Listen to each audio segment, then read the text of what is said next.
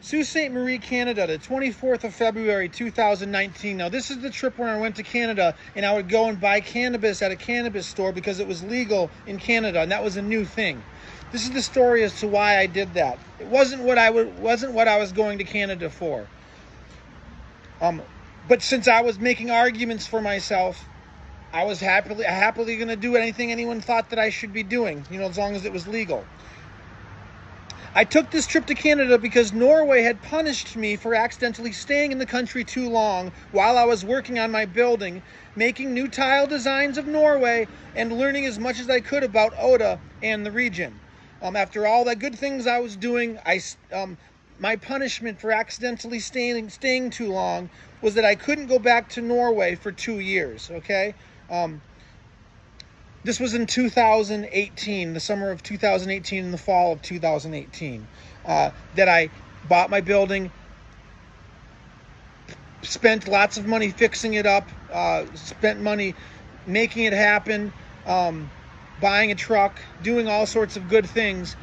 And as a result of all of that, and pursuing this courtship, this relationship with Jeanette, I accidentally stayed too long while waiting for an answer on my residency. The immigration was in charge of the residency I applied for. I stayed too long, didn't receive a letter in time, and I ended up having to leave Norway, and I couldn't come back for 2 years. This set a chain of events. In reaction to this, I had to juggle the courtship that I still had with Jeanette, and arguments about who I was, and all sorts of arguments about my respect for the law and all kinds of things like that. And this is one of the examples of this one of the examples that I juggled and showed to everyone on social media who was following me, so that it could be more comfortable for people to accept me in Norway. And in buying cannabis in Canada where it was legal and sharing that with everyone on social media was an attempt to make everyone feel more comfortable about who I was. So my punishment from the Norwegian government was that I had to leave Norway and I could not come back for 2 years. This was a mistake on my behalf, but it was a complete accident because I didn't receive my information about my sole proprietorship residency in time. Didn't intentionally stay too long. And I've spoken about this many times. I accepted my punishment, and at this time, in February 24th, 2019, it had only been 4 months since I was back in the United States. Social media had become my platform for Norwegians to learn about me because not only was I in a courtship with Jeanette, but I was also being observed by Norwegians in Oda, and possibly the bureaucratic and immigration entities in Norway were also most likely following me as well. And that's because I had grown a sense of these entities after spending 6 months in Norway, buying the building, pursuing my endeavor wholeheartedly, and showcasing it on social media.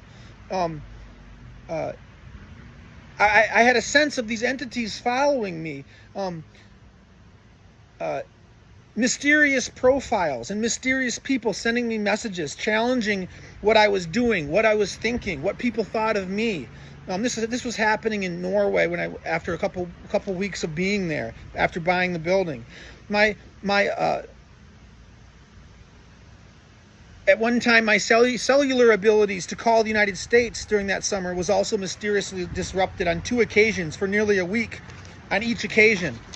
The feeling that I was being watched and judged as I progressed from one mental challenge to another, to see so people were seeing how I was going to react to different situations, to different ideas that were being presented to me. Most of it happening on social media, things I couldn't ignore, because it seemed like this became part of the game for other people.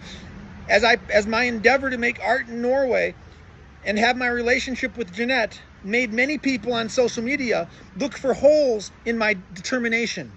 This was something I expected. This was something I had not expected, nor had I experienced before.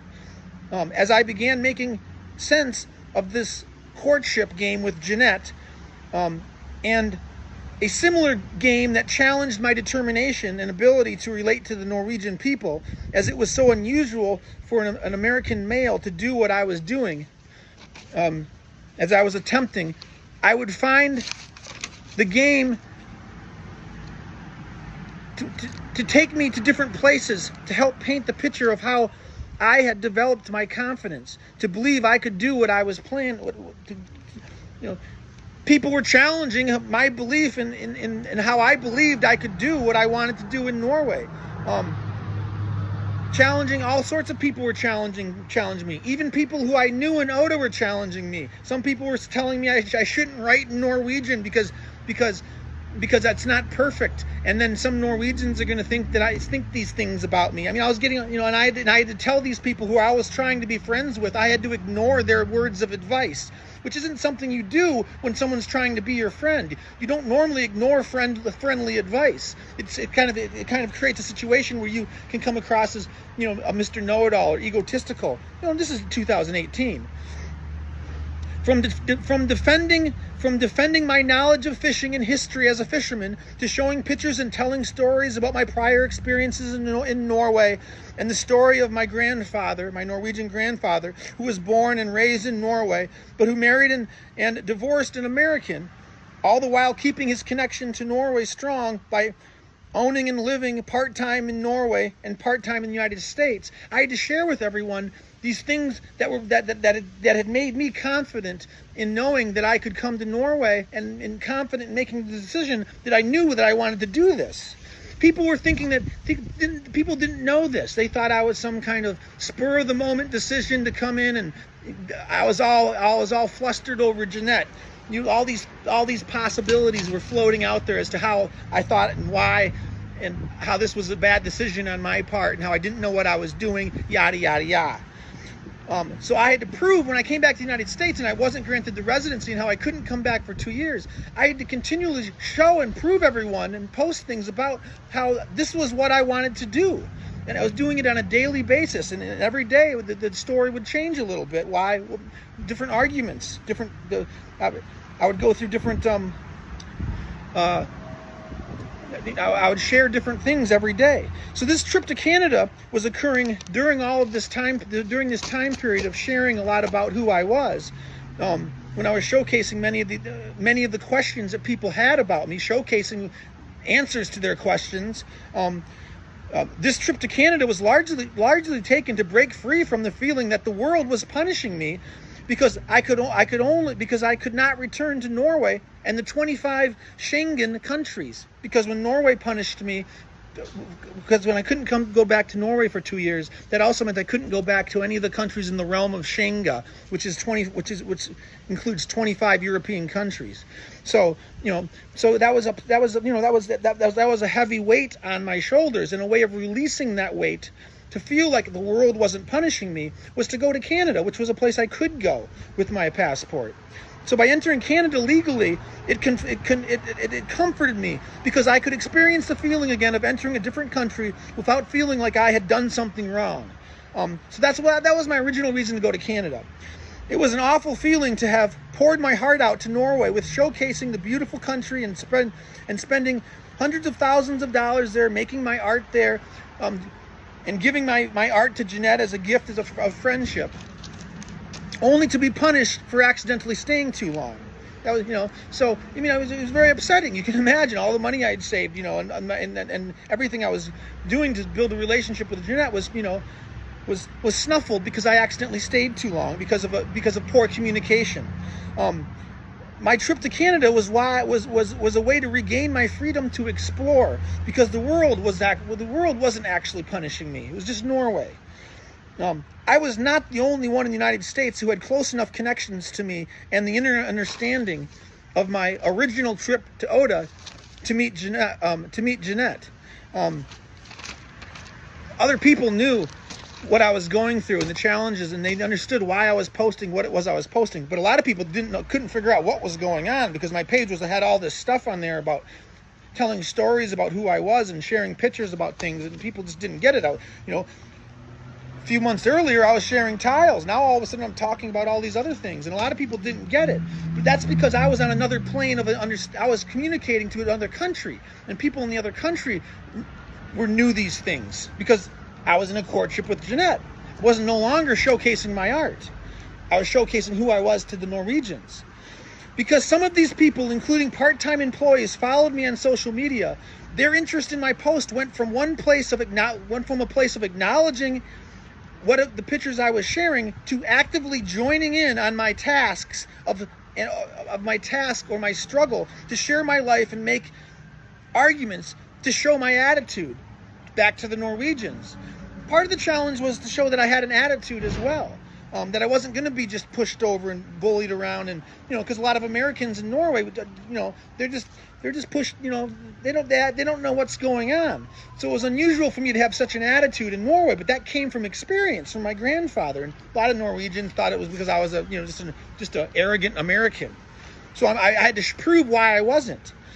At the time, clarity of what was happening in my future endeavor with Norway and with Jeanette was unclear, but my overriding goodness and lack of any desire to bitterly fight did not leave me without an attitude, though.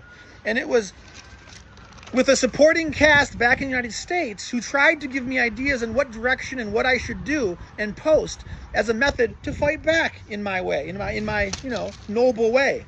When I took this trip to Canada, I was not thinking about Canada's new legalization policy of cannabis. However, not long after I checked into my hotel, I received one of the messages from my part-time employee, that I knew all too well. As much as I found these messages annoying, I could not ignore this person because she was a part-time employee and did have real questions sometimes. And as an active participant in my story, as she self-elected herself to be, on this night in Canada, her message was written about one topic, but she had a way to write messages, to slip in words to suggest something that she really wanted me to think about. And this message was designed to make me think about cannabis. Now, when she did that, I remembered, oh yeah, cannabis is legal in Canada now. I had forgotten. Now, cannabis is a topic my family Cannabis is a topic in my family because my mother's new husband back in 2018 had a medical marijuana license to use marijuana for pain relief.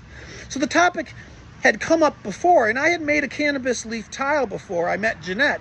And because I had already learned that cannabis is used illegally, like it is used by millions of people in the United States, even though it is illegal, and I still wondered what it would be like. I still wondered if it would harm my image to Norwegians if I showed support for the substance, even though I did not use it. Now, I knew that in Norway, they used it too in the United States. They used it in Norway, like how it's used illegally in the United States. It's a recreational drug that's very prevalent amongst people, but no one, but it's still kind of hidden.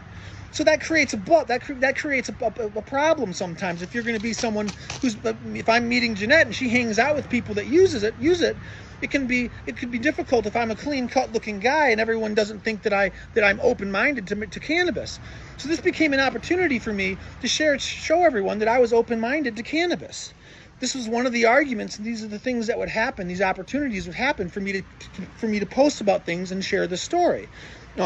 These are always concerns that I had anyways, because even though most people don't care one way or the other whether or not people use cannabis, the fact that cannabis was not mainstream makes the topic sensitive, and people don't usually like to talk about it. However, now that I had been defeated by the